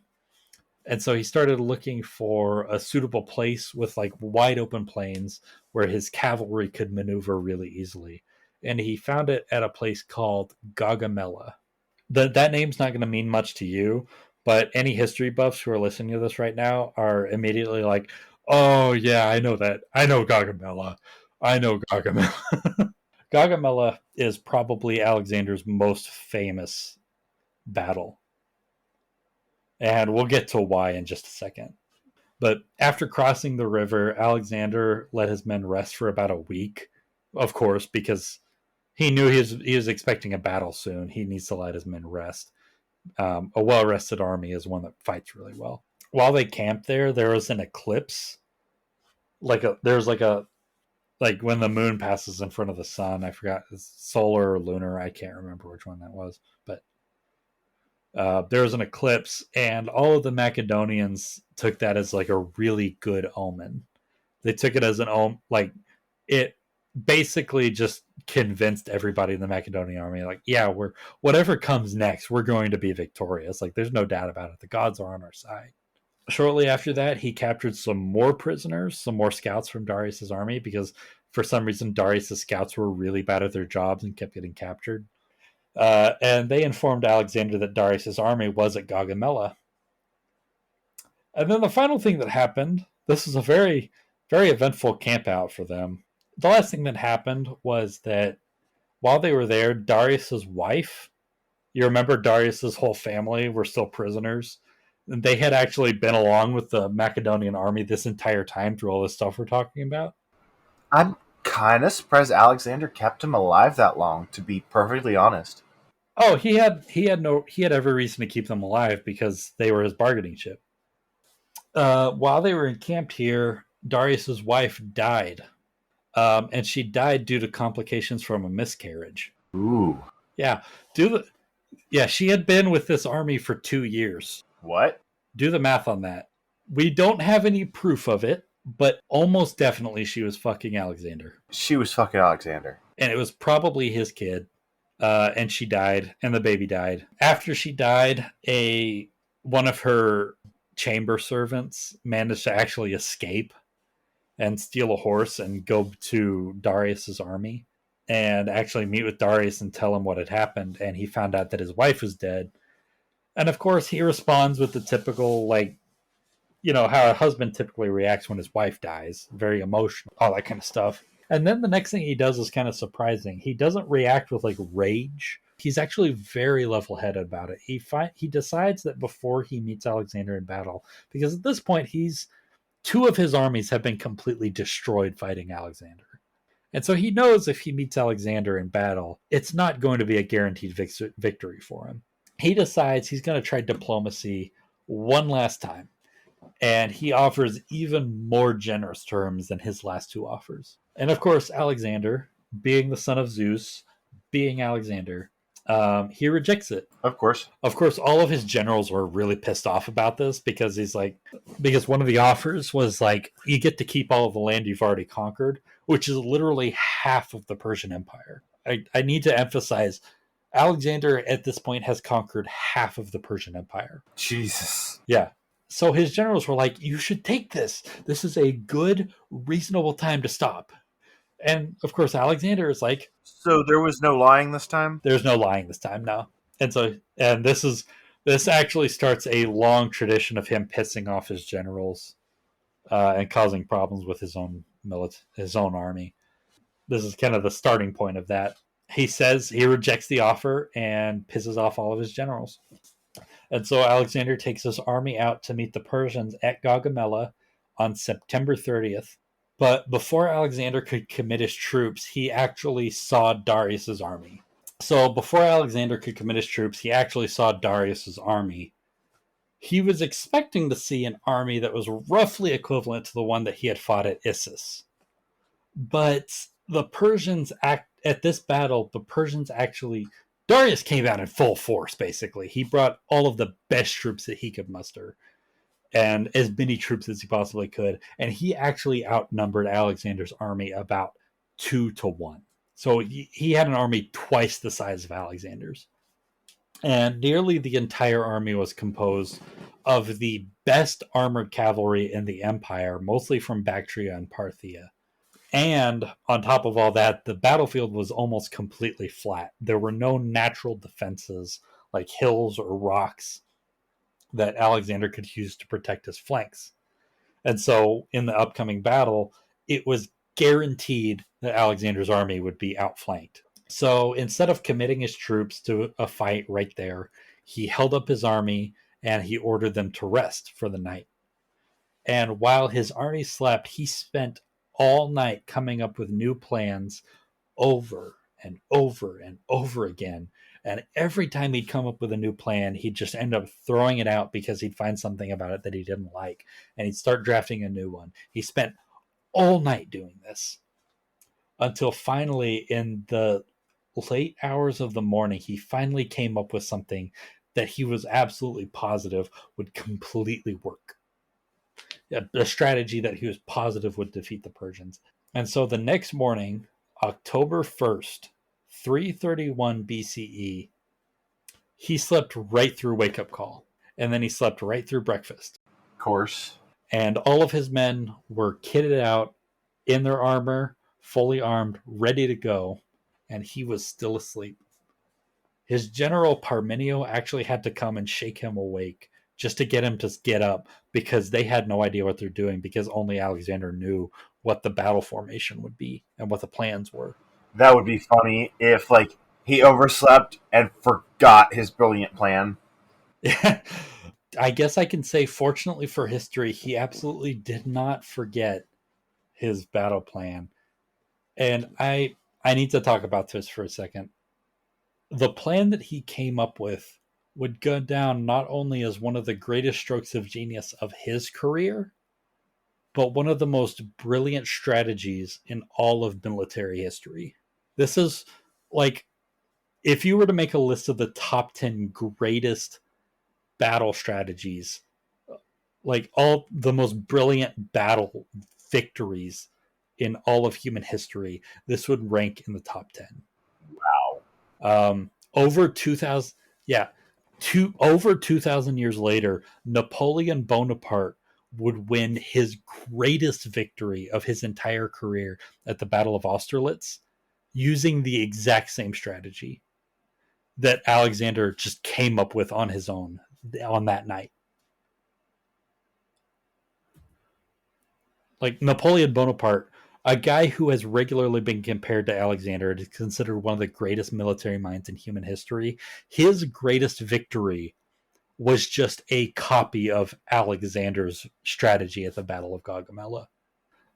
This I mean, like, this strategy is still, like, to this day taught in like military, like West Point still teaches this to its cadets. Wow.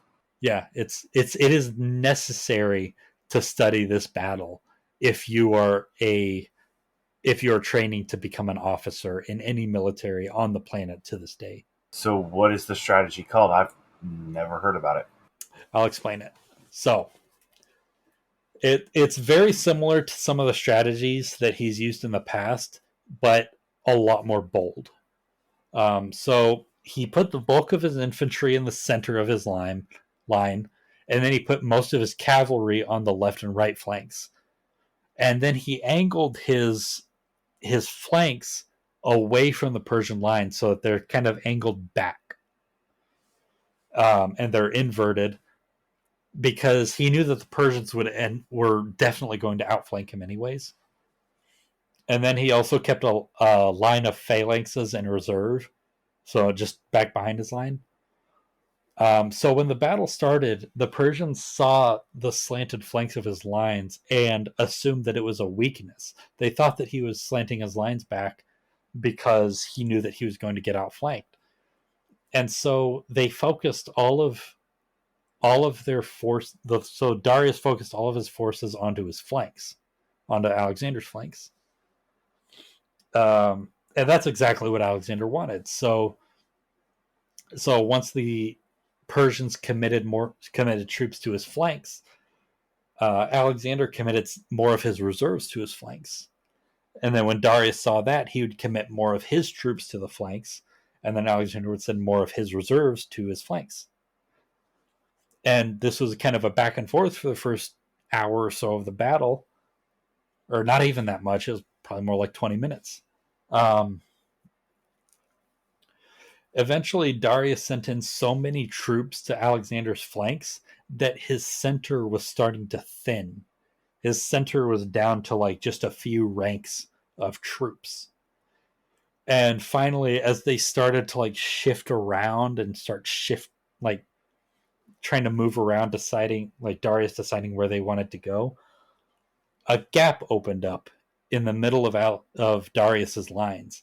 And Alexander, who was in the center with all of his companion cavalry, saw what was happening and took the advantage and charged all of his companion cavalry right into that gap. That does sound like Alexander, not gonna lie. Yeah. And as soon as he entered that gap, the Persian line was split in half. The entire Persian army was split in half. In less than 3 minutes of battle from when that gap opened up to when Alexander rushed into the gap, it turned from a desperate defense by the Macedonians into the entire Persian army running away. 3 minutes. Wow. 3 minutes. I cannot emphasize that enough. 3 minutes, and the entire course of the battle shifted. When the commander of the Persian left realized that he had been cut off from Darius, and the companion cavalry were now behind him, basically, he ordered his entire flank to retreat. They immediately ran. So that was the entire Persian left. You can't even blame him. Yeah, you can't. He knew exactly what was going on, and he was like, "Oh, we're fucked. We got to get out of here." The thing is, though, on the Macedonian left, things were starting to go wrong. The center, when Alexander and his entire center, because when he charged his companion cavalry in, his infantry immediately rushed in behind him to reinforce him. But that left Alexander's left flank open. And his left flank was being led by that general Parmenio, who was in command of the Thessalian cavalry, that really important cavalry we talked about before. And when some of the Persian cavalry, they were Parthians, some of the Parthian cavalry, they saw this gap open up between Parmenio's left and Alexander's center, and immediately rushed into that gap. But the Parthians made a mistake. They had the opportunity to just rush around the Thessalians and surround them and just completely crush them. But instead, they just kept on going. and they just went way behind the lines and went straight into Alexander's baggage train and started to loot it. And so Alexander, of course, he was in the center. He had just broken the Persian left, and he was fighting in the center. And he, just like at Issus, he was going straight after Darius. He was trying to make sure he could either capture or kill Darius. And then he received word from a messenger while he was fighting that Parmenio was in danger and the left flank was about to be crushed. And so he had to make a choice between trying to go back, continue going after Darius, or turning around and prevent half of his army from dying. I I couldn't even guess what she picked. Like, I assume he prevented his army from dying, or else we would have heard about it. But as an individual, I can't imagine which, like, he prioritized winning so much that if I didn't have that guesstimation of like history, if I was just hearing the story without knowing Alexander was a great big person, there's no way I would have been able to guess. Yeah. Well, rest assured, when push came to shove, Alexander always made the smart decision, the decision he knew would be better for him in the long run. And he knew that regardless of whether he captured Darius at this battle or not, he had already won. And it was better to preserve a larger army so he could continue fighting Darius in the future than to go ahead and try and capture him now, which he had no guarantee of. And so, of course, he was extremely frustrated about it, of course, but he turned around and he ran back to reinforce the Thessalians. And he was able to catch the Parthian cavalry just as they were coming back to try and crash into Parmenio's rear, and he was able to cut them off. And this was actually the most intense fighting of the entire battle. Um, during the course of this fighting, about 60 of his companion cavalry would die, which was the worst casualties they would suffer the entire campaign. What? Yeah, so Alexander's companion cavalry numbered about 1,000, and losing 60 was a big deal, a big enough deal to be noted in the histories. That's how good they were. That still baffles my mind that he could lose so few during that. Yeah, and remember, this is just the Persian or this is just the companion cavalry. This isn't all of his forces. So he was able to defeat the Parthian cavalry.